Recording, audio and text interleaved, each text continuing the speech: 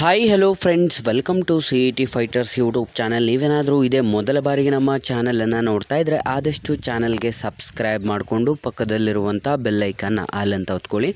ಬನ್ನಿ ಸ್ನೇಹಿತರದಾಗ ಪೊಲೀಸ್ ಇಲಾಖೆಯಲ್ಲಿ ಖಾಲಿರುವಂಥ ಹುದ್ದೆಗಳಿಗೆ ಸಂಬಂಧಪಟ್ಟಂತೆ ಹೊಸ ಅಧಿಸೂಚನೆ ಕೂಡ ಪ್ರಕಟವಾಗಿದೆ. ವಿಡಿಯೋದಲ್ಲಿ ಕಂಪ್ಲೀಟಾಗಿ ನೋಟಿಫಿಕೇಷನ್ನ ಮುಖಾಂತರ ಮಾಹಿತಿಯನ್ನು ತಿಳಿಸ್ಕೊಡ್ತೀನಿ. ವಿಡಿಯೋನ ಸ್ಕಿಪ್ ಮಾಡದೆ ಕೊನೆವರೆಗೂ ನೋಡಿ.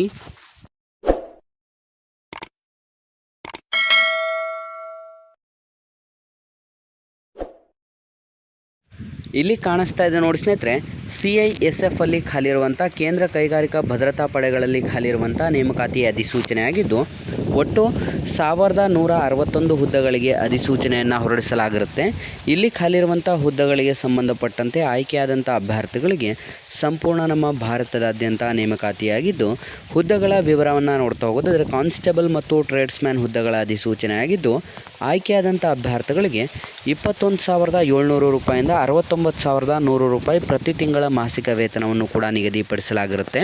ಯಾರೆಲ್ಲ ಇದೇ ಮೊದಲ ಬಾರಿಗೆ ನೋಡ್ತಾ ಇದ್ರೆ ಡಿಸ್ಕ್ರಿಪ್ಷನಲ್ಲಿರುವಂಥ ನಮ್ಮ ಟೆಲಿಗ್ರಾಮ್ ಗ್ರೂಪ್ ಮತ್ತು ವಾಟ್ಸಪ್ ಗ್ರೂಪ್ಗಳಿಗೆ ಜಾಯ್ನ್ ಆಗಿ. ನೀವೇನಾದರೂ ಪೊಲೀಸ್ ಇಲಾಖೆ ಹಾಗೂ ಇನ್ನಿತರ ಸ್ಪರ್ಧಾತ್ಮಕ ಪರೀಕ್ಷೆಗಳಿಗೆ ಸಂಬಂಧಪಟ್ಟಂಥ ಎಕ್ಸಾಮ್ ಪ್ರಿಪರೇಷನ್ ಮಾಡ್ಕೋತಾ ಇದ್ದರೆ ಡಿಸ್ಕ್ರಿಪ್ಷನಲ್ಲಿರುವಂಥ ನಮ್ಮ ಪೊಲೀಸ್ ಫೈಟರ್ಸ್ ಯೂಟ್ಯೂಬ್ ಚಾನಲ್ಗೆ ಸಬ್ಸ್ಕ್ರೈಬ್ ಮಾಡ್ಕೊಳ್ಳಿ. ಇಲ್ಲಿ ಖಾಲಿ ಇರುವಂಥ ಕಾನ್ಸ್ಟೇಬಲ್ ಅಡುಗೆಗಾರ, ಕಾನ್ಸ್ಟೇಬಲ್ ಚಮ್ಮಾರ, ಕಾನ್ಸ್ಟೇಬಲ್ ಟೈಲರ್, ಕ್ಷೌರಿಕ, ವಾಷರ್ಮ್ಯಾನ್ ಮತ್ತು ಇನ್ನಿತರ ಹುದ್ದೆಗಳನ್ನು ಒಳಗೊಂಡಂತೆ ಒಟ್ಟು 1161 ಹುದ್ದೆಗಳಿಗೆ ಅಧಿಸೂಚನೆಯನ್ನು ಹೊರಡಿಸಲಾಗಿರುತ್ತದೆ.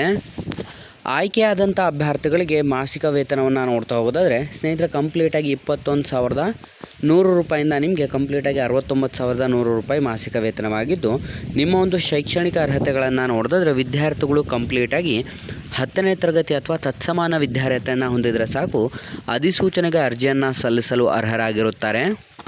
ವಯೋಮಿತಿಯನ್ನು ನೋಡಿದ್ರೆ ಕನಿಷ್ಠ 18 ವರ್ಷದಿಂದ ಗರಿಷ್ಠ 43 ವರ್ಷದ ಒಳಗಡೆ ಇರುವಂಥವರು ಅರ್ಜಿಗಳನ್ನು ಸಲ್ಲಿಸಬಹುದು. SC ST ಮತ್ತು ಮಹಿಳಾ ಅಭ್ಯರ್ಥಿಗಳನ್ನು ಹೊರತುಪಡಿಸಿ ಇನ್ನೂ ಎಲ್ಲರೂ ಕೂಡ 100 ರೂಪಾಯಿ ಅರ್ಜಿ ಶುಲ್ಕವನ್ನು ಆನ್ಲೈನ್ನ ಮುಖಾಂತರ ಪೇಮೆಂಟ್ ಮಾಡಬೇಕಾಗಿರುತ್ತೆ. ಸ್ನೇಹಿತರೆ, ನಿಮ್ಮ ಒಂದು ಆಯ್ಕೆ ಪ್ರಕ್ರಿಯೆಗಳನ್ನು ನೋಡ್ತಾ ಹೋಗೋದಾದರೆ ದೈಹಿಕ ಪರೀಕ್ಷೆ, ದೈಹಿಕ ಗುಣಮಟ್ಟ ಪರೀಕ್ಷೆ, ದಾಖಲಾತಿ ಪರಿಶೀಲನೆ ಹಾಗೂ ಲಿಖಿತ ಪರೀಕ್ಷೆ ಹಾಗೂ ನಿಮ್ಮ ಕಂಪ್ಲೀಟ್ ಆದಂಥ ವೆರಿಫಿಕೇಷನನ್ನು ನಡೆಸಿ ಈ ಒಂದು ಅಧಿಸೂಚನೆಗಳಿಗೆ ಅರ್ಹರಾದಂಥ ಅಭ್ಯರ್ಥಿಗಳನ್ನು ಆಯ್ಕೆ ಮಾಡಿಕೊಳ್ಳಲಾಗುವುದು.